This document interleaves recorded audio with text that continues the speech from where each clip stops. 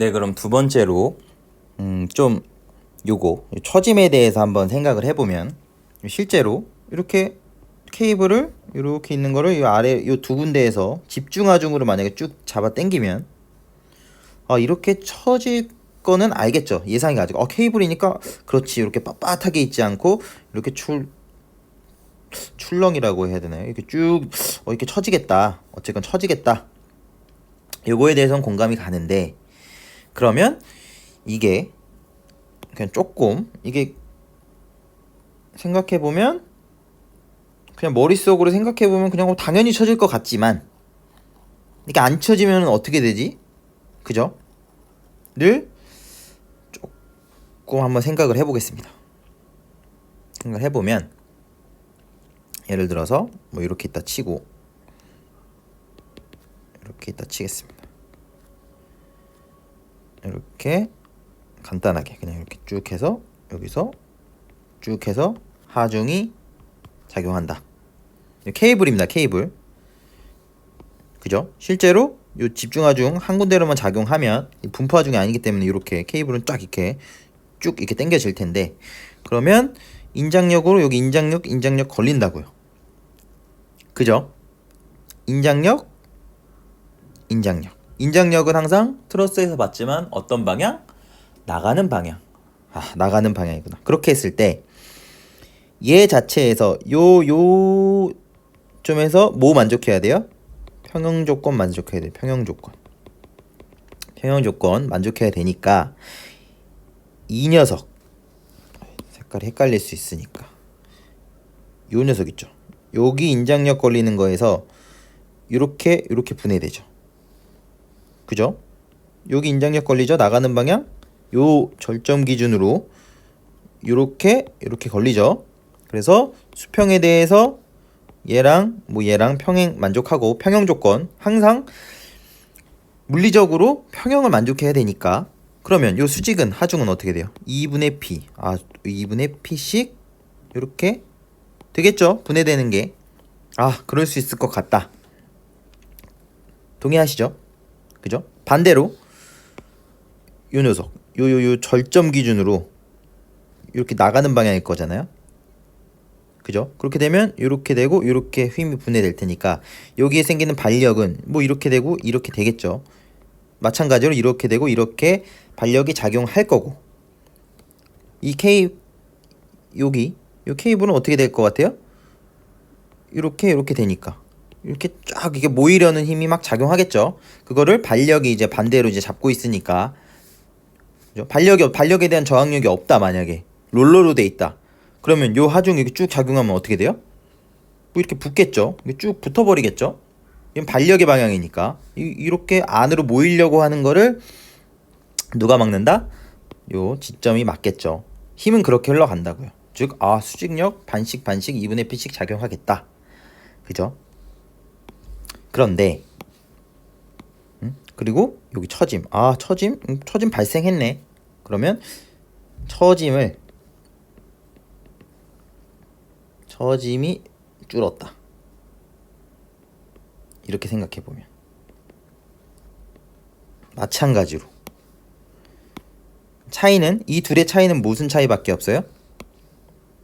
둘의 차이는 여기 지금 처짐 케이블에선 용어로 세그라고 하는데 이 세그가 줄어들었습니다. 줄어들면 똑같이 여기 인장력 걸리겠죠? 이 녀석이 약간 이렇게 되고 이렇게 되겠죠? 이렇게 되고 이렇게 될 텐데 힘이 분해하면 이 절점에서 얘는 무조건 뭐가 돼야 돼요? 평형 만족하려면 2분의 p가 돼야 돼요. 2분의 p가 그죠? 근데 각도가 줄는 순간 여기 요 케이블에 걸리는 힘은 얘를 2분의 p만큼 만들어 주려면 얘에 비해 케이블에 작용하는 힘이 누가 커요?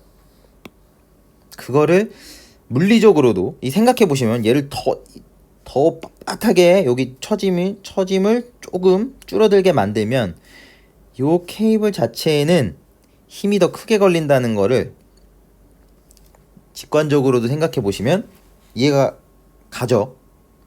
그죠? 실제로 이 수학적으로 이 평형 조건식을 보더라도, 왜냐면 이 평형이 안 만족하는 순간 균형이 깨지죠. 평형에 대한.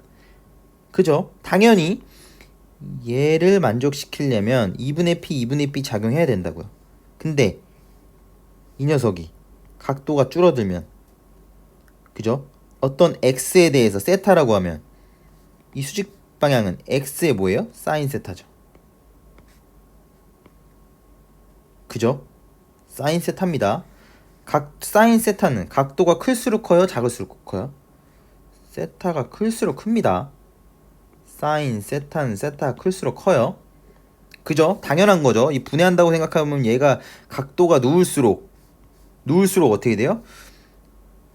엄청 커야만 이 수직 성분이 크게 만들 수 있다고요. 작다고요. 그러니까 상대적으로 같은 크기 x라고 했을 때 각도가 30도인 거랑 60도인 거랑 수직 성분은 어떻다고요? 당연히 다르죠. 당연히 다르고, 각도가 작을수록 훨씬 더 수직 성분이 작죠. 그러니까 x값 자체가 커져야 된다고요. 이해 가시죠? 얘를 수직 성분을 2분의 p로 맞추려면 뭐 자체가 커져야 돼요? 케이블에 걸리는 힘 자체가 커야 된다. 요약하면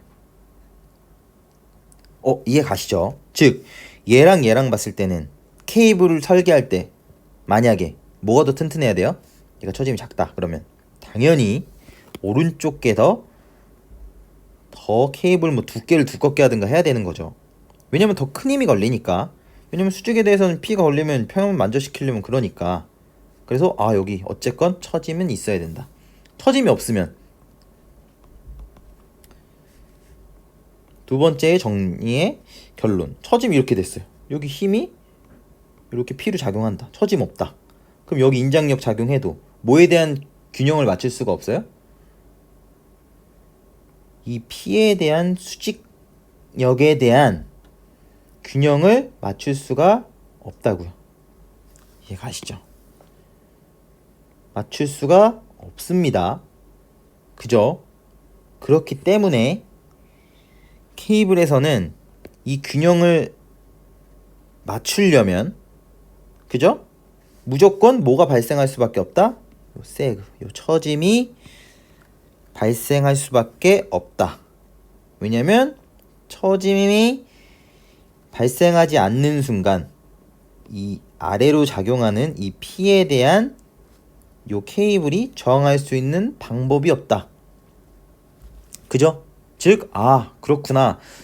그래서 이게 케이블 문제나 이런 걸 보면 항상 요 세그라는 단어도 나오고 이렇게 처짐이 발생하겠구나. 그리고 요 처짐 양에 따라서 케이블이 부담하는 양은 같은 하중을 지탱하더라도 다를 수 있겠구나. 이 처짐이 적을수록 이 수직력에 아래로 작용하는 힘에 대해서는 어떻다? 케이블이 훨씬 더 강해야만 요 하중을, 동일 하중을 버틸 수 있겠구나 라는 것까지. 그죠?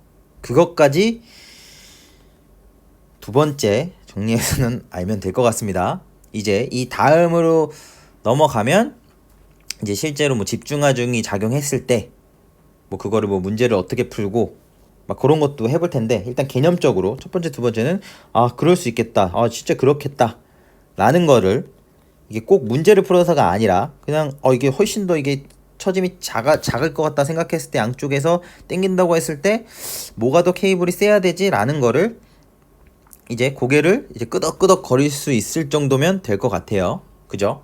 그래서 네, 두 번째 정리는 요 세그에 대한 얘기까지 하고 마치도록 하겠습니다. 네, 감사합니다.